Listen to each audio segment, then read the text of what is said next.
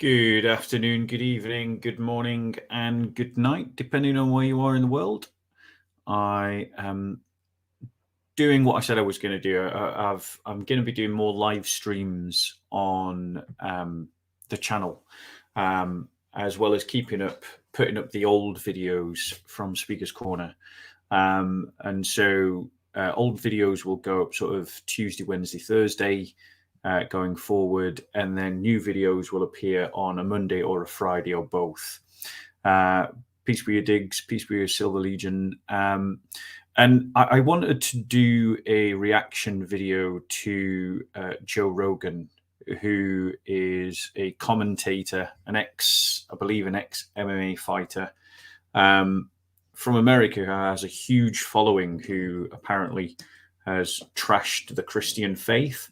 I haven't actually watched the video, so this is a genuine reaction, but I have noted that other apologists that I know and have spoke with and even had on my channel, like Vocab Malone, have been doing responses to Joe Rogan, and so I thought I would throw my mix into it. There's no pre-prepared notes. It is a completely genuine reaction to a video that I haven't fully seen. So just to let you know, if you guys enjoy what you watch, then please do like, subscribe, and share. My channel's been shadow banned, so essentially it isn't growing as much as it should do. So please do like, subscribe, and share there, because I'm up against the algorithms at the moment for YouTube. Not just me alone; it's anyone who's not pushing a progressive agenda. And then if you would like to support the kind of work that you see me doing and help me to become an evangelist working amongst London's Muslims and supporting the church in dealing with the challenge of Islam, then do please use one of the two links in the description box to support me that way. So now, I am no technical expert, and when I've tried to do these things in the past, I've usually ended up messing it up. So let's see if I get this right. We want that one. Yes. Share tab audio. We want that one as well. Share tab audio. Yes. Okay. Right. We don't want it on. Let's have a look. How's that looking? That is looking good. Right then.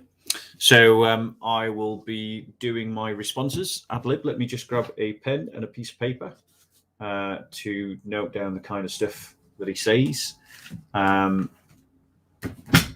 Let's see what the man's got to say for himself. Bear with us 1 minute.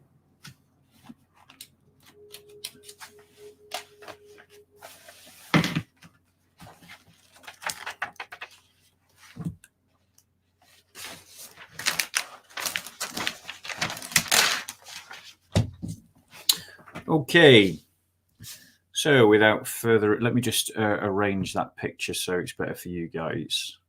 So if I put that like that, how does that look for you? Could be better. Let's make it full screen. How's that looking now for you? Brilliant. All right, guys, are we ready to begin? Let's see what he's got to say, and we'll respond to it as I feel necessary, I guess. Let's get into it. I know evolution's the wrong word for there, but as it improves and it... Let's just do a quick sound check. Could you guys hear that? Was the sound coming through? Could people put a 1 for yes if they could hear it? Just wait for someone to reply in the chat to tell me you could hear the audio. It may be an old video, Armor of God, but he has a massive following. So things that he says do impact people's perceptions, and it's still floating around on YouTube. So, right, you can hear it. So we'll play it from the beginning and we'll start again. I know evolution is the wrong word for that, but as it improves and expands, we are no longer accepting the idea of Satan. Like culturally, Satan was an accepted thing hundreds of years ago. It was parallel. Like if you looked at the mentions of Satan and the mentions of God, they were right up there together. You're blaming Satan on the bad things and you're praising God for the good things. That's no longer the case. Now we just cling to these absurd. Wait, Joe. Just how much research has this guy actually done on that claim? He's made a claim that in the past Christians would mention the devil as much as they mention God.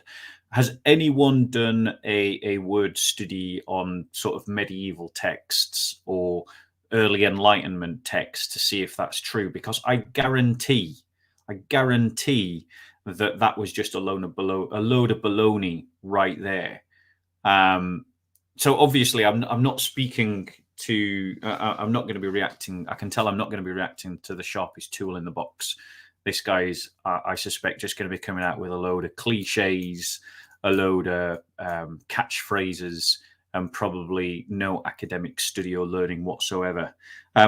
He said that we're dropping it culturally. Who's the we, Joe? We Christians aren't dropping it. We Christians believe in it. Who's the we? You and the village idiots? Like, come on, bro. What are we saying? Let's try this again. Let's see what else he's got to say. Notions of this one that's watching us all the time, and you've got to sort of peripherally mention it and casually reference it without going into detail, and you're allowed to do that because it makes people think, well, you're on the same page as me. You're a God-fearing Christian man like myself. I don't know why when he tries to imitate a Christian, he slips into a southern states kind of American accent.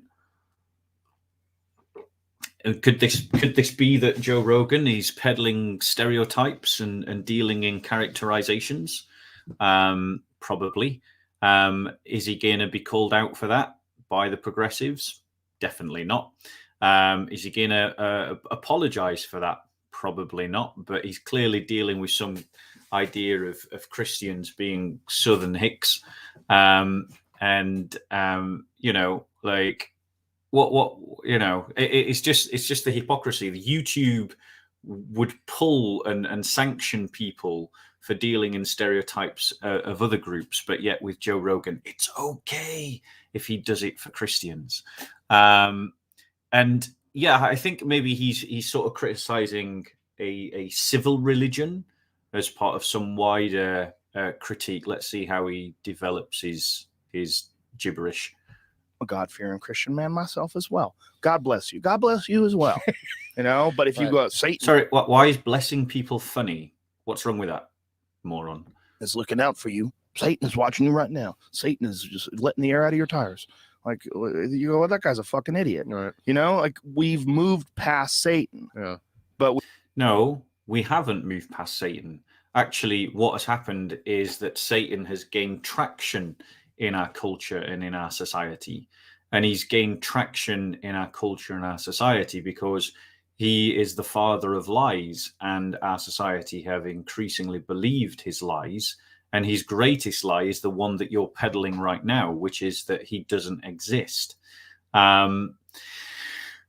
Dear me, just stating what are cultural norms as if these cultural norms translate into actual facts is a fallacy from the beginning to the end. There were cultural norms in the past that we Christians are guilty of, where we believe that people were witches, and we punish them for it. That didn't mean that they were actually witches.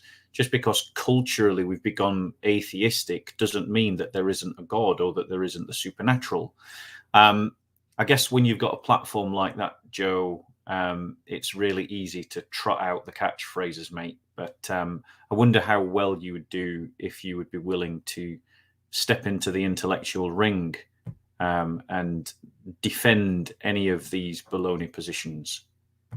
We haven't moved past God. Exactly right. Yeah. Or the idea of God. Even I mean, if there is some, clearly he's never read Nietzsche, because Nietzsche would obviously disagree with him completely. But hey ho, I don't think reading's Joe's strong point.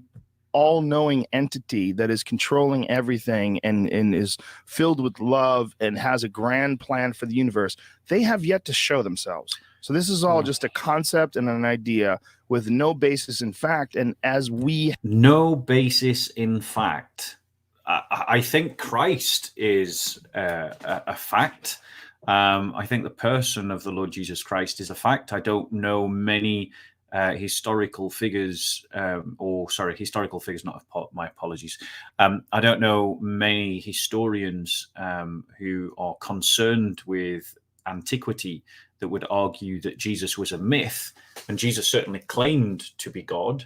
He certainly claimed to be divine. And we have good reasons we're going to come on to with regards to the resurrection. Because this is when I was checking to see if I'd got the right clip, I'd sort of skipped through it to make sure he was talking about Christianity, and I caught that a little bit on what he said there. So we'll be talking about that for sure. But yes, if Christ is who he claimed to be, and he does claim to be God, then we can say God has truly revealed himself. And obviously the whole of Christ's claims rest upon the question of the resurrection. So let's see what else he's got to say. Have found more facts about the nature of reality and the world itself, it seems more and more preposterous with every day. Every day the scientists come up with these new equations that show the way the universe could have possibly been formed, and every day that these fucking guys at the CERN laboratory, the Large Hadron Collider, are discovering these what were at one time theoretical particles, showing them to be true and their calculations to be correct. We have a deeper and deeper understanding of the universe.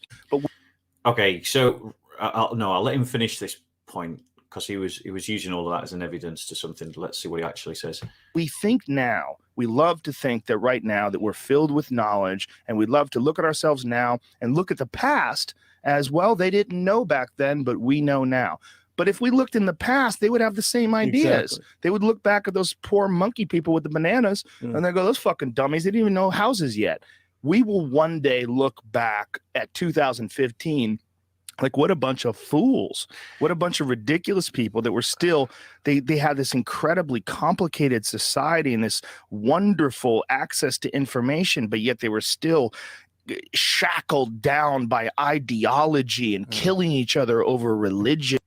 Okay, so I mean, he's just going on to some rambling discourse. I thought he was actually going to make an intelligent point there, but he doesn't. He just builds up into this crescendo and then jumps onto a completely different topic. Maybe he'll link the two things up together. But I mean, I think there is an assumption amongst lots of people that somehow science contradicts the Christian faith, and it doesn't. It doesn't at all. And there are many Christians who are scientists, and many Christians have been involved in the scientific project. It was a Catholic priest who proposed the theory of the Big Bang. It was, I mean, there's countless examples. I've not come with a list of the different kinds of examples of Christians working in science, but any little bit of research would demonstrate the fact that Christians have been quite able to be Christian and work in science. I know geneticists, physicists, and mathematicians who are Christians and doing real science. So, there's people I know who are advising the government with regards to, the ozone and questions with regards to global warming, and they're fully Christian and they're doing real science for the government, Joe. So, but there is this kind of myth in society that science is somehow replacing the Christian faith, that somehow the more we learn about the world, the less we need Christianity. And it's utter rubbish. Let's be clear about what the scientific project is, Joe. The scientific project is describing the mechanics of the physical world. That is it. That is all that it is doing. It is not doing anything else. It has nothing to say about meaning. It has nothing to say about values, and it has nothing to say about purpose. These questions are beyond the abilities of science. And so to sort of suggest that somehow because of our scientific knowledge, as it seemed that you're going to make, that somehow our scientific knowledge means that religious belief is stupid because we look at how intelligent we are in understanding the world, but we're still killing people because of ideology, just demonstrates a grotesque ignorance about what the scientific project is. I think you should stick to the ring, and I think you should stick to asking questions. I don't think you should try to pass commentary on the project of science. Furthermore, I think you're about to do another blunder, another slip of the foot in the ring, and that is, I suspect you're about to suggest that all religions teach the same and do the same, because you're talking about how the future will look at us being stuck in the past, killing one another because of ideology. The reality is, Joe, and this is a reality whether you want to accept it in your idealistic daydream or not, is that ideologies conflict, ideologies differ, ideologies have different values, different purposes, different end goals, different means of achieving goals. And the reality is that they will always be in friction. You cannot have a frictionless world unless absolutely everybody thinks in exactly the same way. And that's not going to happen. And that, my friend, is an expression of human sin. That is the human nature, that it is to be selfish, to be self-seeking, to be self-assertive, to be self-serving. And that is the root of our conflict, whether we're fighting over religions or atheistic ideologies. We will fight because we are human. It's in our nature to do so. We do it on a personal level, we do it at a societal level. And this is one of the evidences to the Christian story, to the Christian way of explaining things, which is that human sin is broken and self-seeking, and we can't fix ourselves. So all you're about to do is point out to a list of evidences that prove an essential point about what Christians believe. Well, I'm guessing you are. Let's see if you just ramble on and change subject randomly. And ancient superstitions that dictated their behaviors. Like, what a weird time to be in. Ancient superstitions that dictate their behaviors. And what do you think they're going to have in the future? I promise you, Joe, the church will still be here long after you're forgotten, mate. Long after both our YouTube channels are a thing of the past, the church will still be here. The church has survived the Roman Empire. It survived the barbarian kingdoms. It survived the Islamic caliphates. It survived the emergence of the imperial empires. It survived Napoleon. It's going to survive the nation state and the international confederacies of things and federations like the European Union. Long after all of these things are gone, the church will still be here. So, let's have a look at what you've got to say, because that was just fantasy. You've got this fantasy about how history is going to develop. You think that science is going to progress, and as it progresses, it's going to solve all of our problems. No, it won't, because the fundamental problem at the human heart is selfishness, and the true answer to that is the love of God. they'll look at. They'll look at us now in 2015. They'll say, "What a strange time! This adolescent period of enlightenment, where they're still Right. they're still concentrating on stupid shit, and the fucking president of the United States can openly talk about God, Right. and no one goes, what is God? What are you saying? Like, Yeah. what are you? What's wrong with the president of the United States? I'm guessing he's bashing Trump, because I saw in one of the comments that that it's an old video. So I'm guessing he's bashing Trump here. But what the hell? So what? I've got no problem with Trump talking about God. What's wrong with that? I mean, is Joe's idea of a perfect world that the United States president can't talk about his beliefs? Is that what he wants? Or does he think that because of science, we're all going to outgrow the idea of God and we're going to have state atheism? How did that work out in communist Russia, Joe? 20 million dead. How did that work out in China with the Cultural Revolution? Millions, tens of millions dead. I don't even know what number. I think it was 60. I'm not even sure. What about how did that work out in Vietnam or Cambodia? Like, atheism does not solve the problem. All atheism does is make man his own God, and when man becomes his own God, he is unhindered by any restraint at all. And that's one of the reasons why we need God in public discourse, to remind us that there is an authority higher than the Senate, that there's an authority higher than the president, that there is an authority higher than the parliament, and that these institutions and these officers must answer to an authority higher than themselves. If they see themselves as the highest authority, just look at the mass murder that they have done, and they are doing. Abortion, perfect example. The greatest killing of human beings there's ever been, probably trumping the Islamic massacre in India now, in terms of the numbers of dead. So I wouldn't be so quick to dismiss the idea of God in public office. Saying, do you think Jesus came back from the dead? What do you think? Do you think someone walked on water? Do you believe? Yes, and yes. The literal translation. Are you an Old Testament guy or a New Testament guy? Well, it's the New Testament. Both.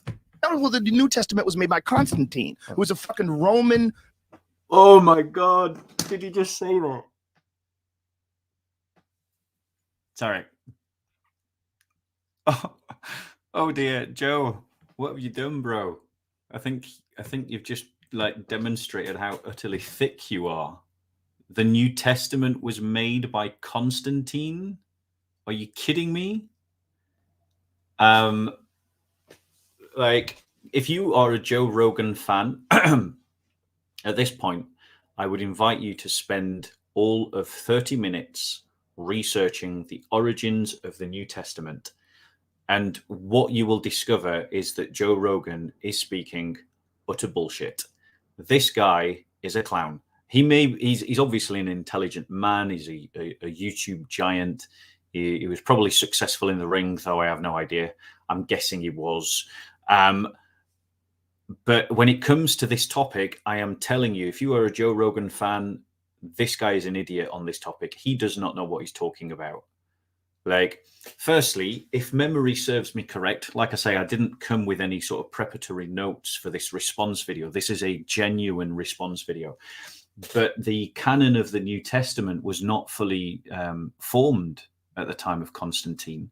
And if I remember correctly, and I'm open to being corrected, the canon that was used at the time of Constantine was 22 books, not 27 at this point, because the formation of the canon had not yet been complete. Now, I'm open to being corrected on that. Like I say, I'm just putting, I'm just sort of like reacting in the moment. But one thing that absolutely did not happen is that Constantine put the New Testament together. Joe, you're an idiot. Irenaeus and Ignatius, who lived before Constantine, were quoting the books of the New Testament, or the books that became the New Testament, before Constantine was even in diapers, mate. Like, seriously. Oh my gosh, this is ridiculous.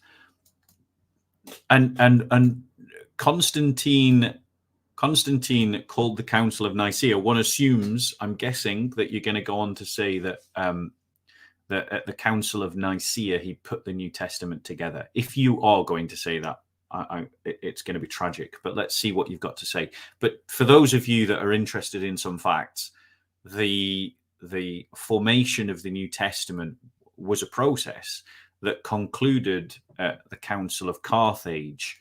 I think in, gosh, I want to say 410. Like I say, I've got no notes. I'm literally responding off the top of my head. I think it's 410. I've got another number jumping around in my head, 480, but I think that's too late. I think it's 410. Council of Carthage was kind of like the formal sort of end of the process of canonization, of which Constantine played no part, Joe. Zero, nada, none. Anyway, let's see what he says. But yeah, guys, if you're a Joe Rogan fan, you need to email Joe Rogan and tell him to stop trying to talk history of religion, because he doesn't know what he's talking about.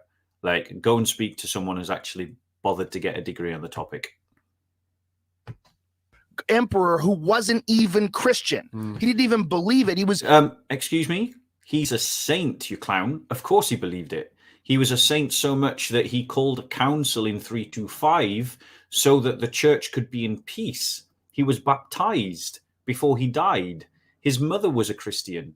He claimed, and we believe, that he received a divine vision from Christ himself at the Battle of Milvian Bridge, that he received a sign and a symbol by which he would conquer.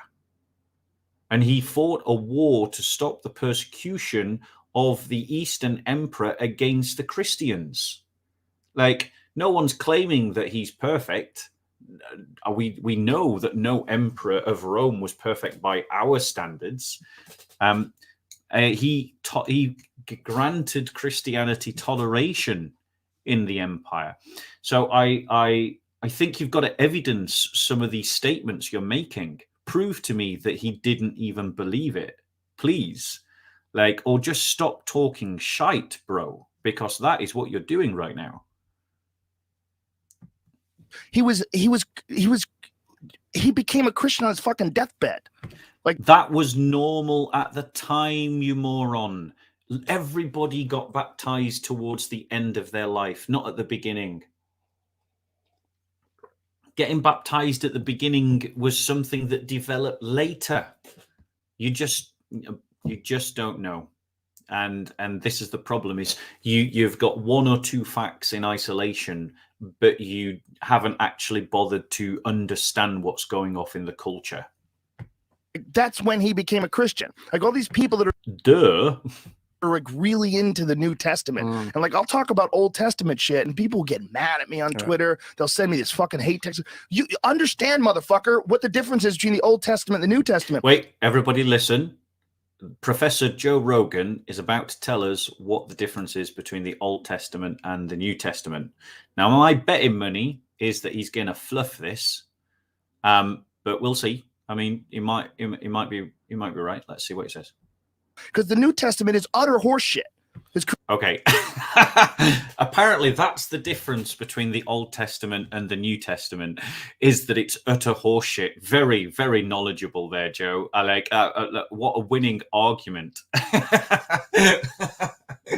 Like, honestly, mate, stick to the ring. Stick to doing interviews where you don't have to posit ideas, or continue to interview people that won't challenge you on the crap that you're talking. What kind of argument that is, that the New Testament is utter horseshit? Does that mean that Christ didn't exist?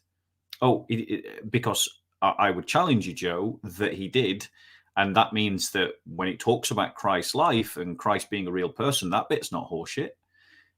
It was Christ known as a miracle worker. Well, even Roman and Jewish sources say that Jesus was known as a miracle worker. So the New Testament isn't talking horseshit when it talks about that. Was Christ crucified? Well, again, Jewish and Roman sources say that Christ was crucified. So the New Testament isn't talking horseshit when it talks about that. I mean, just how many things does the New Testament have to get right, Joe, before it stops being horseshit and actually becomes history? Do you know? It's all well and good throwing out a comment, oh, it's horseshit. He didn't say it like that. He said it like a fighter, didn't he? You know, it's horseshit. But like, just saying that proves nothing. And I challenge all of you Joe Rogan fans, go away, look into the historical accuracy of the writing of Luke, for instance. How many historical personages and facts and cities and places he gets right, that have been backed up by archaeological discoveries. You know, it's not utter horseshit. It's talking about real events. Was the church not a thing? Did it not grow? Is the Book of Acts utter horseshit? Was Paul writing to non-existent Christians and giving them theological and pastoral teaching? Or he was? Oh, well, in that case, that's not horseshit then, is it, mate? Like, what precisely about it is horseshit? Seriously, this guy is got a bit of a bloated ego, I think. Created by a bishop and a fucking emperor. Oh dear. Like, if you are a Joe Rogan fan, go and fact check him on that comment that the New Testament was created by an emperor and a bishop. And my simple questions to you, if you're a Joe Rogan fan, tell me which emperor and tell me which bishop. Because the only one that is spewing out horseshit right now is Joe Rogan. The New Testament was written by multiple authors at different times and in different places. Most of it was very well known in the church. Certainly the four Gospels were right from the get-go. Up to the 22 books, basically, were well known within the church almost straight away. The remainder, their lineage became interrupted because of the persecutions that the Romans were doing against Christians, in which they were telling Christians to hand over their copies of the New Testament to be destroyed, and if they refused, they would kill the Christians. You know, these people died for that faith. So all of you liberal, progressive Christians that are covering up crosses not to offend people should probably hold your head down in shame. But yeah, Joe, like, honestly, what you're talking about right now is bullshit, mate. You're calling the New Testament bullshit, but you're actually speaking verbal diarrhea. You are having a mouth fart. Like, stop. Stop before you embarrass yourself any further. It's a fact. That's like... It's a fact. Right then. You've all heard him, Joe Rogan fans. He said that it is a fact that the New Testament was put together by an emperor and a bishop. So prove it. Put it in the comment section. Show me your evidence. Show me your facts, please. I challenge you, Joe Rogan. I challenge you to debate the origins of the New Testament with me. Not that he will. He'll never even see this video. But, you know, a guy can dream. But like, I challenge you to debate with me the origins of the New Testament, because it isn't a fact what you've just said. What you have just said is utter bullshit. Sorry to throw your words back at you, but that's the fact. That is the fact. Established religious fact. Like, everyone knows where it came from. Who's everybody, Joe?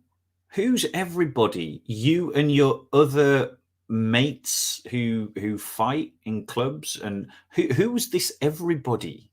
Like, anyone with a brain will tell you you're wrong.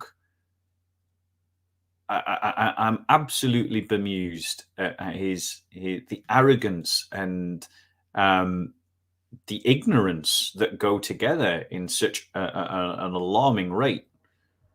And not only that, it was written hundreds of years after the death of Jesus. Hundreds of years after the death of Jesus. Right.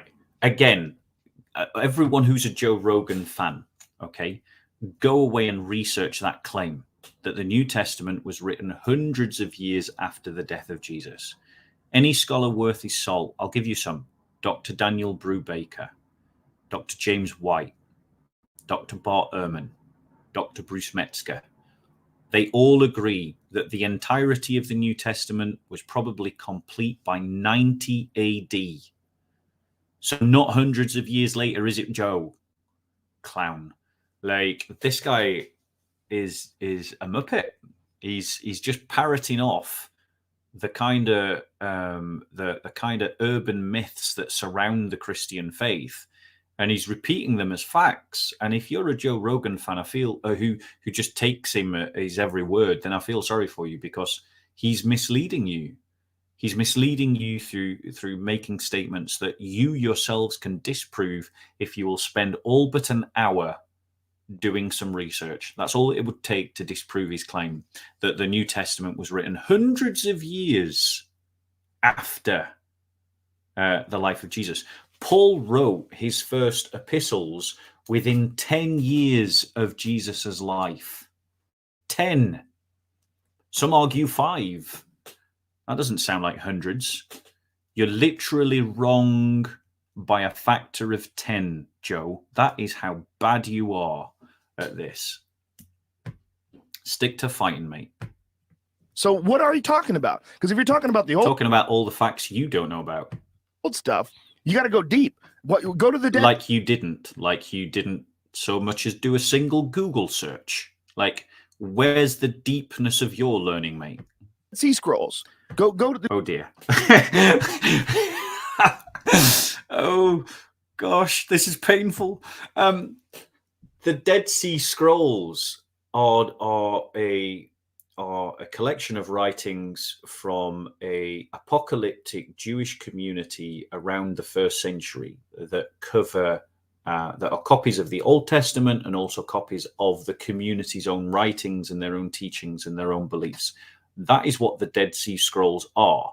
What relevance does it have to just say, look at the Dead Sea Scrolls, to the reality and the truth claims of the New Testament? None. Like, this guy is just like, I don't know, maybe he had too much coffee before he did the show, like, or maybe he was high on drugs or something. Like, I have no idea what, other than the fact that he just didn't even bother to look into anything that he's looking at some blog that one of his mates wrote. The Dead Sea Scrolls actually uphold not only that we have the Old Testament in a reliable form, but that the Christian reading in terms of the Septuagint is closer to the original Hebrew than the Masoretic text that is used by Jews today. So yeah, Joe, let's see how he finishes this point. Sorry, I went off on one there. Go to the most ridiculous aspects of that and tell me, you basing your life on that? No, we Christians aren't we Christians aren't that community. We Christians are a different community.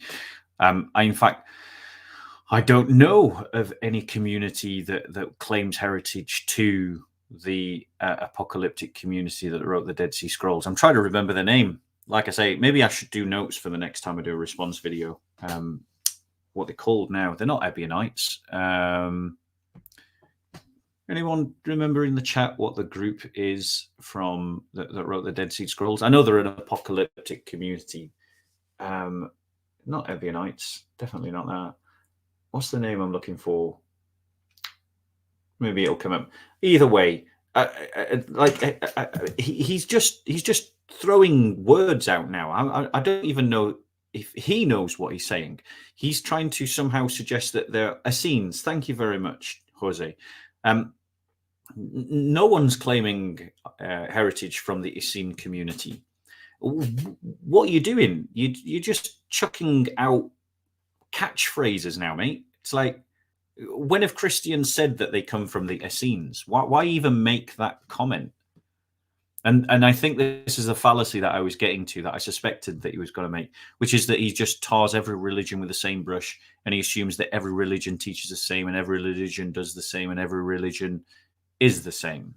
Though I'd be interested to see, since the Essene community was an Old Testament community, and he seemed to have some higher view of the Old Testament, how his logic will play out there. But at this point, it's clear that he's just rambling on like a guy who's 2 steps away from dementia. Because that's even more preposterous. They found them in clay pots in Qumran, written on animal skins. Well done, Joe. Well done. You can state some facts.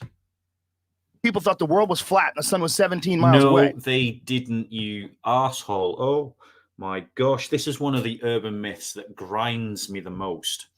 Like, the ancient Greeks knew that the world was round. They had already demonstrated it mathematically.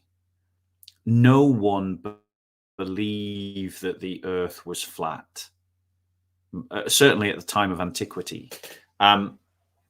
They just didn't, you know, or if they did, they would be the peasants who didn't even write anything down.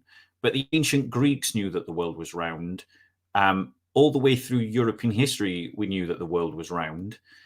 You know, the flat Earth society is a modern thing, and it comes out of science. It comes out of a point in the development of science in which scientific theory advanced to the point that it was no longer connected to directly observable inquiry.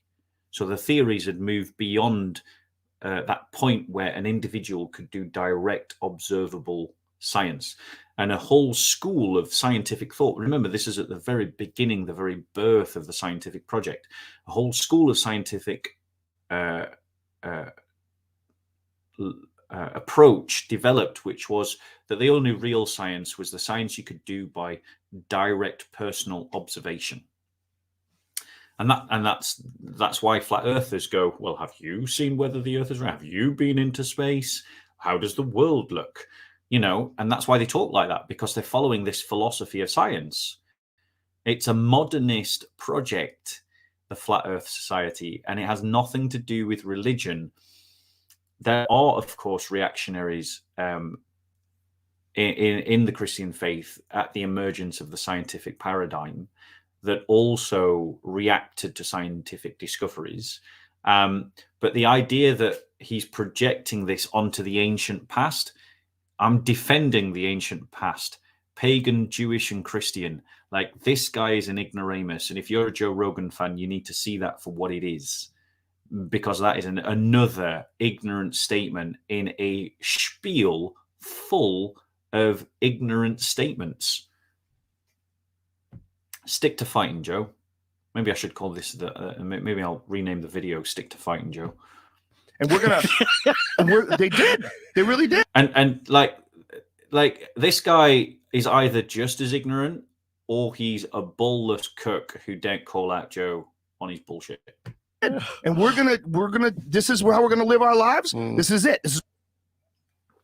Can you please tell me who's arguing that we should live out our lives with the belief that the earth is flat?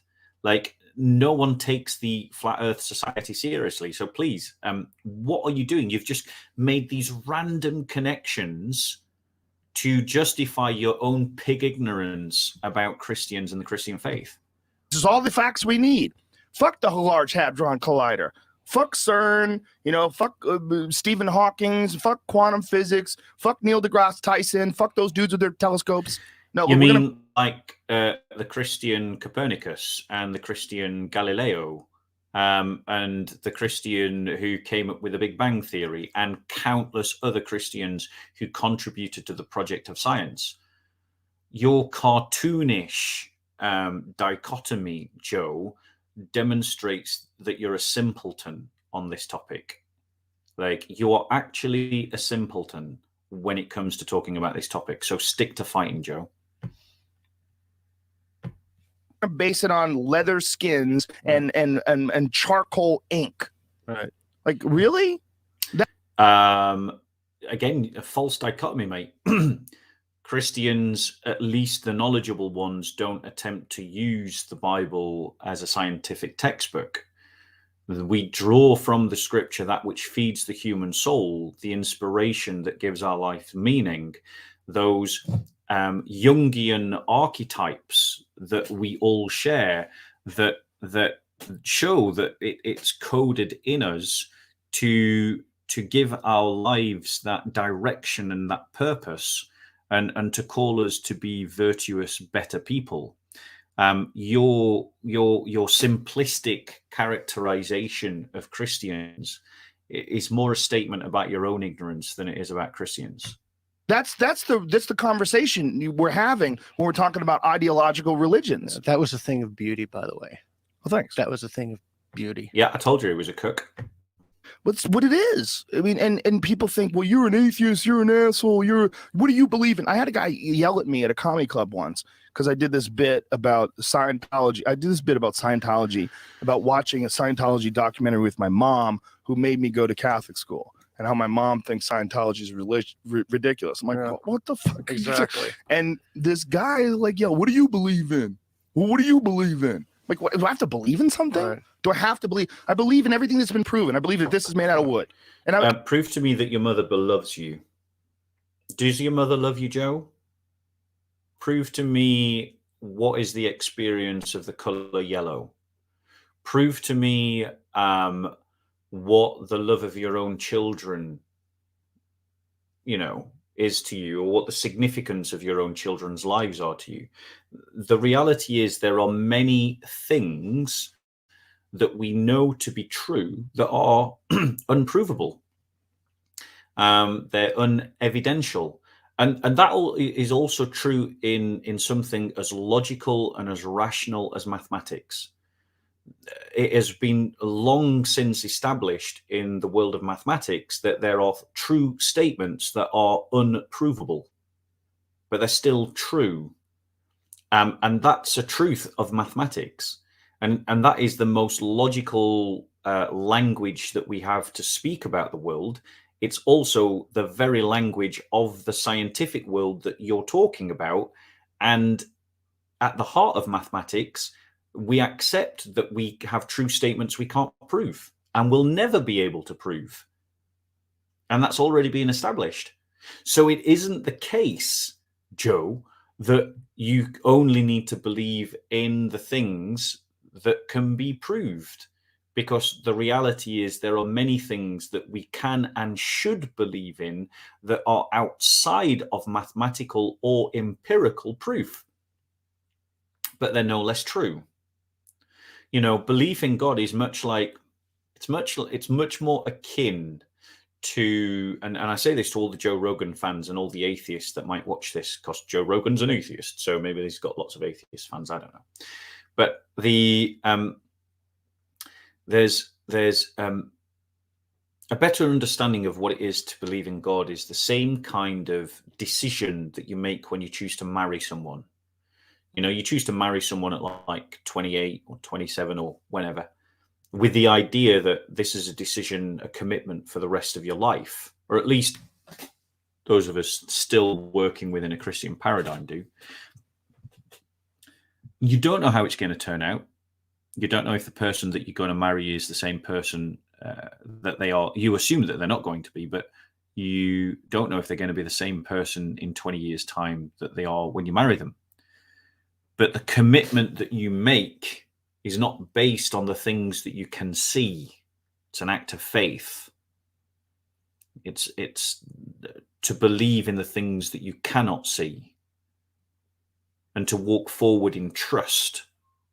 And that is what we Christians openly acknowledge.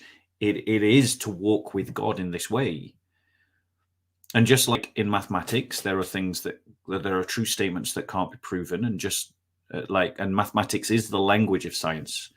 And just as science has clearly limits by which it cannot speak into a whole world of things that we know to be real, like meaning is real, and science doesn't speak into the world of meaning or values, then it doesn't mean that they're any less real. And so it is with God. So I'm sorry, Joe, if you are actually just being an empirical materialist, then I would openly say to you that you're kidding yourself, because I bet you do love your mother, and I bet you do love your children, and I bet you there is no way you can empirically prove that. So you are living your life by narratives and motifs that are outside of the realm of proof. Certainly the kind of proof that you're talking about. When I'm proven wrong, Right. I just proved you wrong. Change your mind. Yeah, That's back to the jujitsu thing again. yeah. But when you also think about it, what an unbelievable arrogance to think that That was the most ironic statement of this entire video. you know the will of the creator of the universe. You know what he wants you to do. You know where he wants you to put your genitals. I mean, like you said, in philosophy, it's called the problem of induction, or looking at the past resembling the past. And we will look back. There's absolutely no question in my mind that you're correct. And we will say, I'm sure he's a cook. wow, you believe this? How could we possibly have believed this? But what's interesting to me is we know that will happen. Do we? Do we? Who was it? Was it? I want to say Fukushima, but I'm probably mispronouncing the name, and I might have even got the wrong name. Who wrote a book called "The End of History"? You know, and this idea that we've reached the end of history. This is the kind of gibberish that's being parroted here. This idea that there is some end of history that we're going to reach, where we will have learnt so much to throw off these Iron Age mythologies. What arrogance on the part of people that don't even claim divine revelation to know. They're falling into the trap of historicism. And, you know, I would encourage people to read C.S. Lewis's essay on historicism. It's the same kind of the mindset that governed the Nazis and the communists, that history was marching forward to a particular destination. It's based on Hegelian dialectic. And it is an echo of a Christian paradigm, because obviously Christians have a view of the end of history. But Christians believe in revelation. And, you know, if there is a God and God seeks to speak to us, then it's logical that God can reveal his will to us. And we believe that God has done that. Now, I'll debate with anyone, including you, Joe, about whether God exists. But the point is that to simply assume that there can be no revelation before you have demonstrated with good reasons why there isn't a God, then you're just falling into the trap that you've laid for yourself. You're accusing all of these people of being arrogant, but your comments and your sort of hick jokes about, you know, Southern Christians in the United States who are my brothers and sisters just demonstrates your own arrogance, really. We know that will happen, and it's an opportunity for us to reflect and say, wow, are we being arrogant? Why do we know? Sorry, Cook, can you tell us? Right now? Are we thinking we know things? Are we pretending to know things when we don't know them? And I think that... You mean like Joe did when he talked about Constantine and the New Testament and just about everything that he said in this video? A lot of that God talk is a type of arrogance. I think it's a type of people, I don't know, wanting to assert how moral they are so they reap advantages.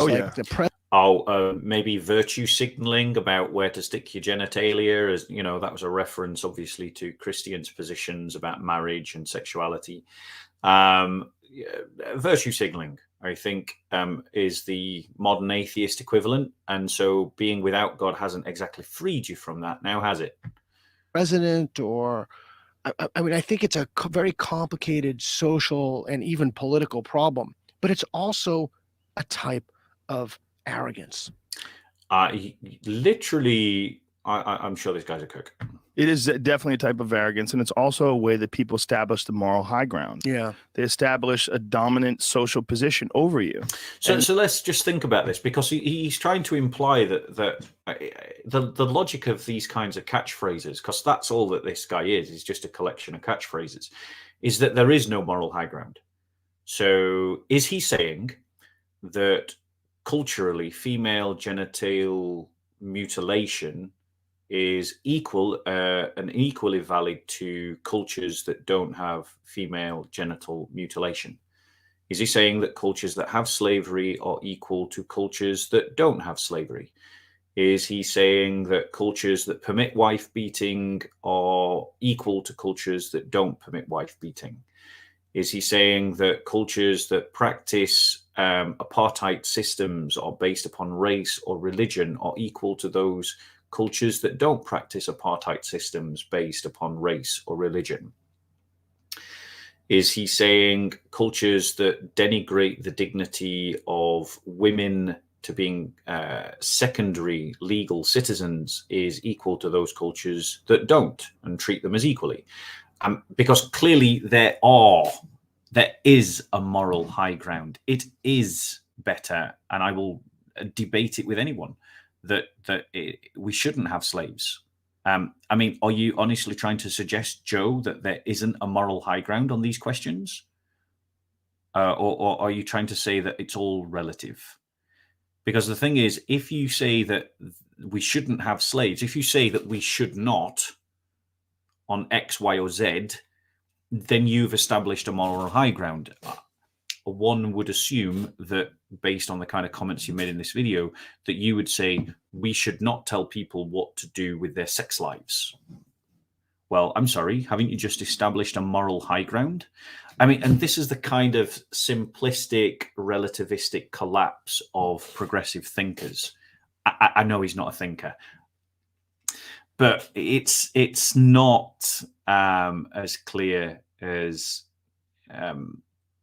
it's not as simple as the paragons of virtue of the YouTube progressive world would simply like to suggest with their catchphrases, and all the sheeple are going, yeah, yeah, yeah. No, think for a second. Joe Rogan is talking claptrap. And the people love to do that. They love to do that with their pious attitude. What they're doing, like you just did, is by them accepting these religious tenets, they are somehow superior to you. There we go. Okay. People with ADHD. We don't want that no more. So there you go, guys. That is my. I want to hold on. Let's hopefully not destroy this. There we go. So that's my response to Joe Rogan, a guy who clearly got punched on the head too much and then walked out of the ring, did a couple of interviews and thought he was a genius. He's not. If you're a Joe Rogan fan, you need to do yourself the favor of not sheepishly following his every comment and commentary as if it's a fact. He's talked a load of crap there. I've tried my best to point you in some directions to maybe think through some of the issues that he's made. And if on the off chance Joe Rogan would like the right of reply, I will give the right of reply. I would be happy for him to come on and to explain to me which emperor and which bishop invented the New Testament and how it was written hundreds of years after Jesus's life, and how that there are no moral high grounds, and whether there is a God. So, big in the ring. It's easy to come out with comments when the person across from the table to you is a cook who's just repeating anything you're saying. And if the cook would like to reply, he's more than welcome. I'll debate with him as well. But if you're a Joe Rogan fan, you owe it to yourself to get a better lead. Don't be a sheeple. Don't follow that guy on his every comment.